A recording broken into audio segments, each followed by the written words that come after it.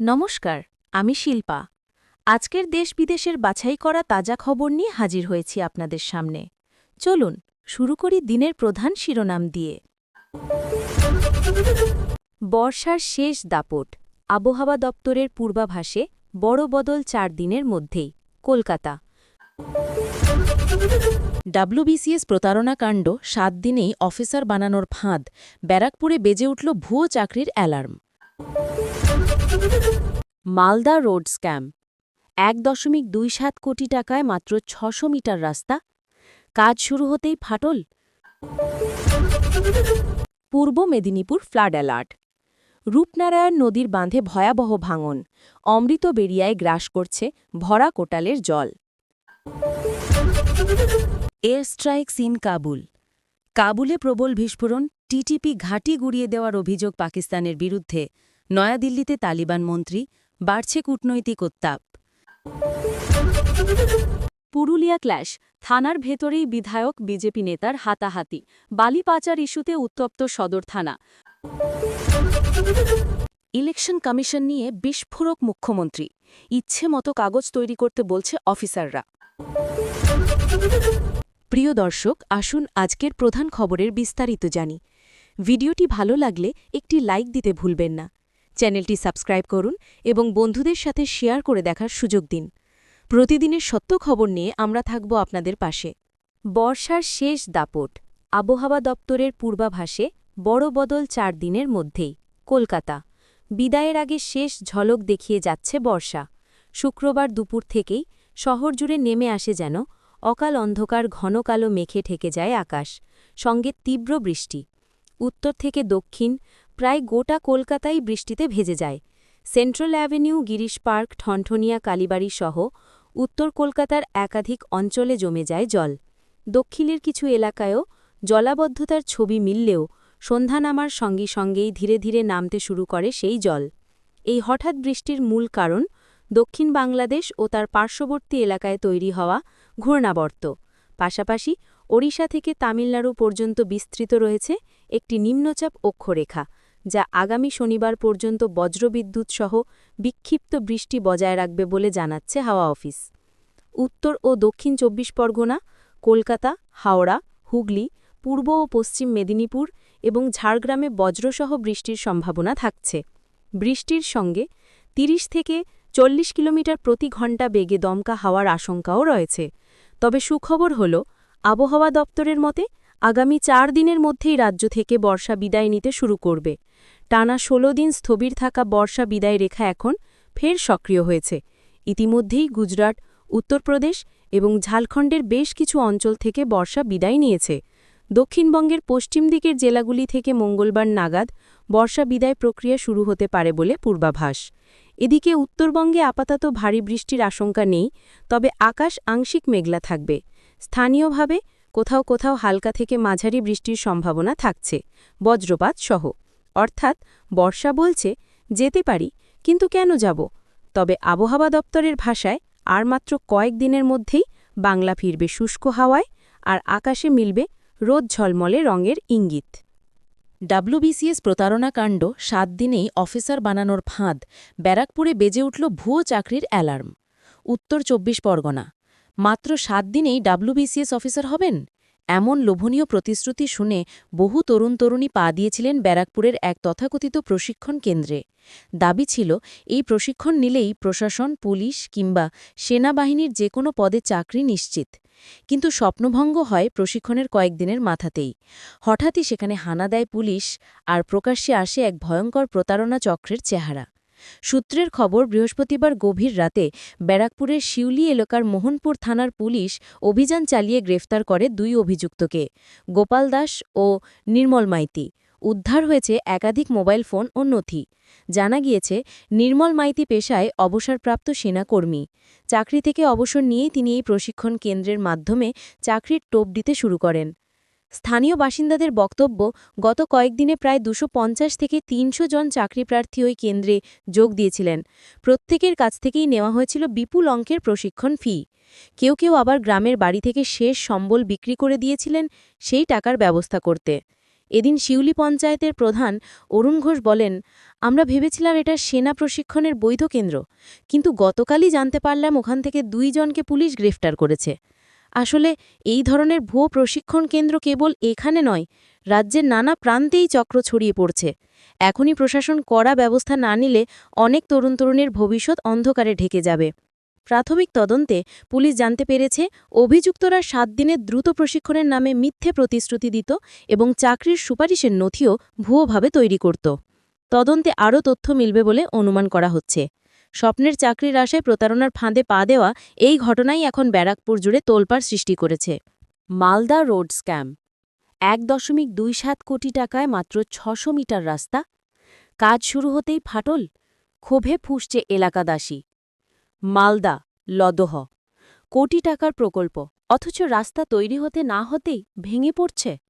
মালদার হরিশ্চন্দ্রপুর 1 নম্বর ব্লকের কাউয়ামারি গ্রামে কোটি টাকার রাস্তা নির্মাণে উঠেছে বড়সড় দুর্নীতির অভিযোগ। স্থানীয়দের দাবি, নিয়ম বহির্ভূতভাবে ও নিম্নমানের সামগ্রী ব্যবহার করে চলছে কাজ। প্রতিবাদ জানাতে গেলেই দেওয়া হচ্ছে হুমকি। উত্তরবঙ্গ উন্নয়ন দফতরের তত্ত্বাবধানে 1.27 লক্ষ টাকা বরাদ্দে প্রায় 600 মিটার রাস্তা সংস্কারের কাজ শুরু হয়েছিল এলাকায়। পরিকল্পনা অনুযায়ী রাস্তার প্রস্থ হওয়ার কথা ছিল 16 ফিট, কিন্তু বাস্তবে কাজ হচ্ছে মাত্র 9 ফিটে। উপরন্তু রাস্তার পাশে জলাশয় থাকা সত্ত্বেও নির্মিত হয়নি কোনো গার্ডওয়াল। 2 মাস ধরে কাজ বন্ধ, তবু সদ্য নির্মীয়মান অংশ ইতিমধ্যেই ধসে পড়েছে। স্থানীয় বাসিন্দা রুহুল আমিন ও সাইদুর রহমান অভিযোগ করেছেন, আমরা বারবার ঠিকাদারি সংস্থাকে এবং স্থানীয় জনপ্রতিনিধিদের বলেছি, কিন্তু কেউ কোনো পদক্ষেপ নেননি। বাধ্য হয়ে আমরা রাস্তায় নেমে বিক্ষোভে সামিল হয়েছি। শুক্রবার ক্ষুব্ধ বাসিন্দারা রাস্তায় নেমে প্রশাসনের দৃষ্টি আকর্ষণের দাবি জানায়। এই প্রকল্পের উদ্বোধন করেছিলেন স্থানীয় বিধায়ক এবং রাজ্যের মন্ত্রী তাজমুল হোসেন নিজে। তাই রাস্তার মান নিয়ে এখন তার ভূমিকা নিয়েও উঠেছে প্রশ্ন। বিজেপির জেলা সম্পাদক রূপেশ আগরওয়াল সরাসরি শাসক দলের বিরুদ্ধে অভিযোগ তুলে বলেন, এই সরকারের সব প্রকল্পই কাটমানীয় দুর্নীতিতে ভরপুর। মন্ত্রী থেকে শুরু করে স্থানীয় নেতা সবাই জড়িত। ঠিকাদার বাধ্য হয়ে নিম্নমানের সামগ্রী ব্যবহার করছে, কারণ উপরের দিক থেকে চাপ আসে। এই দুর্নীতির দায় সরকার এড়াতে পারে না। অন্যদিকে অভিযোগ নিয়ে প্রতিমন্ত্রী তাজমুল হোসেনের সঙ্গে যোগাযোগ করা হলে তিনি বলেন, আমি বিষয়টি এখনও দেখিনি, যাচাই না করে মন্তব্য করতে পারব না। স্থানীয়দের মতে কোটি টাকার রাস্তা এভাবে দুর্নীতির চিহ্ন স্পষ্ট হওয়ায় সরকারের প্রকল্পের ওপর ভরসা হারাচ্ছে সাধারণ মানুষ। এলাকা জুড়ে এখন প্রশ্ন একটাই, কোটি টাকার রাস্তা অথচ টেকেনি কয়েক সপ্তাহ। পূর্ব মেদিনীপুর ফ্লাড অ্যালার্ট, রূপনারায়ণ নদীর বাঁধে ভয়াবহ ভাঙন, অমৃতবেড়িয়ায় গ্রাস করছে ভরা কোটালের জল।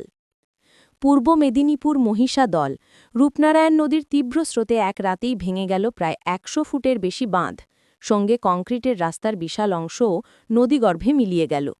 বৃহস্পতিবার গভীর রাতে ঘটে এই ভয়াবহ ভাঙন, আর তাতেই আতঙ্কে কাঁপছে মহিষাদলের অমৃতবেড়িয়া গ্রাম। স্থানীয় সূত্রে জানা গিয়েছে, ভরা কোটালের সময় হঠাৎই নদীর জলস্তর অস্বাভাবিকভাবে বেড়ে যায়। প্রবল স্রোতের চাপে নদী বাঁধের মাটি ও কংক্রিট একসঙ্গে ধসে পড়ে। মুহূর্তেই জলে তলিয়ে যায় বিস্তীর্ণ এলাকা। আতঙ্কিত গ্রামবাসীরা রাতভর বাঁধ রক্ষার কাজে নামেন। কেউ মাটির বস্তা ফেলেন, কেউ মেরামতির জন্য কাঠ ও পাথর জোগাড় করেন। প্রশাসনকেও খবর দেওয়া হয় রাতারাতি। দ্রুত ঘটনাস্থলে পৌঁছান জেলা প্রশাসন, সেচ দফতর ও পঞ্চায়েত আধিকারিকরা। জেলা শাসক পূর্ণেন্দু মাঝি, মহকুমা শাসক, বিডিও সহ একাধিক আধিকারিক পরিদর্শনে যান ক্ষতিগ্রস্ত এলাকায়। জেলা শাসক বলেন, রাত প্রায় 12টার সময় প্রায় 70-100 ফুট এলাকা জুড়ে বাঁধ ধসে পড়ে। ভরা কোটাল চলায় পরিস্থিতি আরও জটিল হয়ে ওঠে। জল গ্রামে ঢোকার মতো অবস্থা হয়েছিল। খবর পেতেই প্রশাসনের টিম ঘটনাস্থলে পৌঁছে যায় এবং যুদ্ধকালীন তৎপরতায় মেরামতির কাজ শুরু হয়। আপাতত পরিস্থিতি নিয়ন্ত্রণে। তিনি আরও জানান, ভরা কোটালের কারণে এখন মূল মেরামতি কাজ সম্ভব হচ্ছে না। জলস্তর কমলেই বাঁধের নিচের অংশে স্থায়ী সংস্কার শুরু হবে। ইতিমধ্যে বিশেষজ্ঞ দল ঘটনাস্থলের পরিস্থিতি পর্যালোচনা করতে আসছে বলে জানিয়েছেন তিনি। স্থানীয়দের দাবি, গত বছরও একই জায়গায় ফাটল ধরেছিল, তাই প্রশাসনের দেরি নিয়ে ক্ষোভ বাড়ছে গ্রামবাসীদের মধ্যে। তাদের কথায়, প্রতিবারই মেরামতের আশ্বাস মেলে, কিন্তু টেকসই বাঁধ গড়ে ওঠে না। এবার পুরো গ্রামটাই নদীতে চলে যাওয়ার আশঙ্কা। এখন রূপনারায়ণ নদীর জলোচ্ছ্বাসে পুরো মহিষাদল চরম উদ্বেগে। কোটালের জলস্তর সামান্য বাড়লেই নতুন বিপদের আশঙ্কা উড়িয়ে দিচ্ছে না প্রশাসনও। এয়ার স্ট্রাইকস ইন কাবুল, কাবুলে প্রবল বিস্ফোরণ, টিটিপি ঘাঁটি গুড়িয়ে দেওয়ার অভিযোগ পাকিস্তানের বিরুদ্ধে নয়াদিল্লিতে তালিবান মন্ত্রী, বাড়ছে কূটনৈতিক উত্তাপ। কাবুল, বৃহস্পতিবার গভীর রাতে প্রবল বিস্ফোরণে কেঁপে উঠল আফগানিস্তানের রাজধানী কাবুল। কয়েক মুহূর্তের ব্যবধানে আকাশে দাউ দাউ করে জ্বলে উঠল আগুন, ধ্বংস হয়ে গেল তেহরিকি তালিবান পাকিস্তান টিটিপি-এর একাধিক ঘাঁটি। তবে এই হামলা চালালো কারা, তা এখনও পরিষ্কার নয়। আফগান প্রশাসনের মুখপাত্র জবিহুল্লাহ মুজাহিদ জানিয়েছেন, ঘটনার তদন্ত শুরু হয়েছে। যদিও তালিবান সরকার এখনও পর্যন্ত আনুষ্ঠানিকভাবে ঘটনাটিকে বিমান হামলা বলে ঘোষণা করেনি। তবে আন্তর্জাতিক সংবাদ মাধ্যমগুলির একাধিক প্রতিবেদন পাকিস্তানের সেনা সূত্র উদ্ধৃত করে দাবি করেছে, এই আকাশ হামলার নেপথ্যে ইসলামাবাদের হাতই রয়েছে। কিছু সূত্র এমনও জানিয়েছে, হামলায় নিহত হয়েছেন টিটিপি প্রধান নূর বালি মেহসুদ এবং তার সহকারী কারি সাইফুল্লাহ মেহসুদ। যদিও কিছুক্ষণের মধ্যেই দুজনেই সোশ্যাল মিডিয়া নিজেদের নিরাপদ থাকার বার্তা দেন। তালিবান সরকার এ বিষয়ে মুখে কুলু পেটেছে, না পাকিস্তানের নাম নিচ্ছে, না টিটিপির অবস্থান নিয়ে স্পষ্ট করছে কিছুই। কিন্তু ইসলামাবাদ পক্ষ থেকে বরং আরও উল্টো সুরে সাফাই দেওয়া হয়েছে। পাক সেনার ISPR inter services public relations জানায়, আফগান সীমান্ত ঘেঁষা এলাকায় চালানো অভিযানে ৩০ জন টিটিপি জঙ্গিকে খতম করা হয়েছে। তবে কাবুলে যে বিস্ফোরণ ঘটেছে তার সঙ্গে এই অভিযানের সরাসরি কোনো যোগ রয়েছে কিনা তা নিয়ে চুপ রইল তারা। আইএসপিআরের ডিজি লেফটেন্যান্ট জেনারেল আহমদ শরীফ চৌধুরী বলেন, আফগানিস্তান সরকারের উচিত নিজের সীমান্তে নজর দেওয়া, আমাদের অঞ্চলের নিরাপত্তা পাকিস্তানই নিশ্চিত করবে। বিশ্লেষক মহলের মতে, কাবুলে এই বিস্ফোরণ এবং একই সময় পাকিস্তানের এই মন্তব্য ঘটনাগুলির মধ্যে কূটনৈতিক সংযোগ অস্বীকার করা যায় না। এদিকে এই ঘটনার মধ্যেই নয়াদিল্লিতে উপস্থিত রয়েছেন তালিবানের বিদেশমন্ত্রী আমির খান মোত্তাকি। ৬ দিনের সফরে ভারতের বিদেশমন্ত্রী এস জয়শঙ্করের সঙ্গে তার বৈঠকে কাবুলে পুনরায় ভারতীয় দূতাবাস চালু করা নিয়েও আলোচনা হয়েছে। রাজনৈতিক পর্যবেক্ষকদের মতে, ভারত এখন তালিবান সরকারের সঙ্গে প্রকাশ্যে স্বীকৃতি না দিলেও নেপথ্যে সম্পর্কের রসায়ন তৈরি করছে, মূল লক্ষ্য পাকিস্তানকে ঘায়েল করা। সব মিলিয়ে কাবুলের বিস্ফোরণ, টিটিপির কর্মকাণ্ড, পাকিস্তানের তীব্র প্রতিক্রিয়া এবং ভারতের সঙ্গে তালিবানদের ঘনিষ্ঠতা গোটা দক্ষিণ এশিয়া জুড়েই নতুন কূটনৈতিক অস্থিরতার ইঙ্গিত দিচ্ছে। পুরুলিয়া ক্ল্যাশ, থানার ভেতরেই বিধায়ক বিজেপি নেতার হাতাহাতি, বালি পাচার ইস্যুতে উত্তপ্ত সদর থানা। পুরুলিয়ায় বালি পাচারকে কেন্দ্র করে এমন বিশৃঙ্খলা আগে দেখা যায়নি। ঘটনাস্থল থানা। বৃহস্পতিবার গভীর রাতে পুরুলিয়া সদর থানার ভিতরে বিজেপি বিধায়ক সুবীপ মুখোপাধ্যায় এবং দলের যুব মোর্চা নেতা সুরাজ শর্মার মধ্যে প্রবল হাতাহাতি বেঁধে যায়। ঘটনাটির ভিডিও সোশ্যাল মিডিয়ায় ছড়িয়ে পড়তেই জেলায় চাঞ্চল্য ছড়ায়। সূত্র অনুযায়ী বৃহস্পতিবার ভোররাতে পুরুলিয়া শহরের পুরনো পুলিশ লাইন এলাকায় অবৈধ বালি পাচারের অভিযোগে অভিযানে নামে পুলিশ। এর আগেই স্থানীয় বিজেপি নেতা সুরাজ শর্মা নিজে একটি বালি বোঝাই ট্র্যাক্টর আটক করেন এবং থানায় খবর দেন। এরপর পুলিশ এসে দুটি ট্র্যাক্টর বাজেয়াপ্ত করে থানায় নিয়ে যায়। এই পর্যন্ত ঘটনা প্রবাহ ছিল স্বাভাবিক, কিন্তু এর কিছুক্ষণের মধ্যেই ঘটনাস্থলে পৌঁছন বিজেপি বিধায়ক সুদীপ মুখোপাধ্যায়। অভিযোগ, থানার ভিতরেই সুরজ শর্মার সঙ্গে তার বচসা শুরু হয়, যা মুহূর্তের মধ্যে রূপ নেয় হাতাহাতিতে। প্রত্যক্ষদর্শীদের দাবি, দুজনের মধ্যে ধাক্কাধাক্কি এমন পর্যায়ে পৌঁছায় যে পুলিশকে হস্তক্ষেপ করতে হয়। সংঘর্ষের পর আহত অবস্থায় সুরজ শর্মাকে ভর্তি করা হয় পুরুলিয়া মেডিকেল কলেজ হাসপাতালে। বিধায়ক সুদীপ মুখোপাধ্যায় পরে অভিযোগ করেন, সুরজ শর্মা আমার নাম ভাঙিয়ে বালির ট্রাক্টরের মালিকদের কাছ থেকে ৩০,০০০ টাকা দাবি করেছিল। এই খবর শুনেই থানায় যাই, সেখানে পৌঁছেই ও আমার ওপর চড়াও হয়। অন্যদিকে সুরজ শর্মার ঘনিষ্ঠদের দাবি, সুরজ শুধু বেআইনি বালি পাচার বন্ধ করতে চেয়েছিল, বিধায়ক এসে উল্টে ওর ওপর হামলা চালান। বৃহস্পতিবার রাতে পুলিশ বালি পাচারের অভিযোগে ১৬ জনকে গ্রেপ্তার করেছে।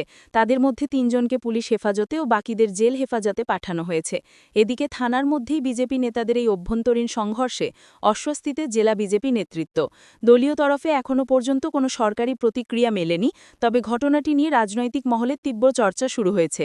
এক পুলিশ আধিকারিক নাম প্রকাশ না করার শর্তে বলেন, ঘটনাটি অত্যন্ত দুঃখজনক। থানার ভিতরে এই ধরনের অশান্তি শৃঙ্খলা ভঙ্গের শামিল, বিষয়টি খতিয়ে দেখা হচ্ছে। পুরুলিয়া সদর থানার বাইরে এখন একটাই আলোচনা, বালি পাচার ধরা না পড়লে এমন কাণ্ড ঘটতই বা কেন। ইলেকশন কমিশন নিয়ে বিস্ফোরক মুখ্যমন্ত্রী, ইচ্ছে মতো কাগজ তৈরি করতে বলছে অফিসাররা, অভিযোগ মমতার। কলকাতা, এত বড় দুর্যোগ উৎসবের সময়, মানুষ যখন কালীপুজো ছটপুজো নিয়ে ব্যস্ত, তখনই কেন সার্ভের নাম করে চাপ তৈরি হচ্ছে? নবান্ন থেকে তীব্র সুরে প্রশ্ন তুললেন মুখ্যমন্ত্রী মমতা বন্দ্যোপাধ্যায়। ইলেকশন কমিশনের উদ্যোগে বাংলায় SIR প্রক্রিয়া শুরু হতে চলেছে এমন খবর ঘিরে ইতিমধ্যেই রাজনৈতিক উত্তাপ বেড়েছে। সম্প্রতি ডেপুটি ইলেকশন কমিশনের জ্যানিশ ভারতীর নেতৃত্বে একটি বিশেষ টিম দক্ষিণবঙ্গের জেলাশাসকদের সঙ্গে বৈঠক করেছে। সেই বৈঠকের পর থেকেই 15 অক্টোবরের পর রাজ্যে ভোটার তালিকা সংশোধন শুরু হতে পারে বলে জল্পনা তৈরি হয়।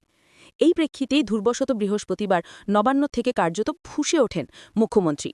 তার অভিযোগ, কালীপুজো ছট পুজোর সময় ইচ্ছেমতো কবজ তৈরি করতে বলছে অফিসাররা।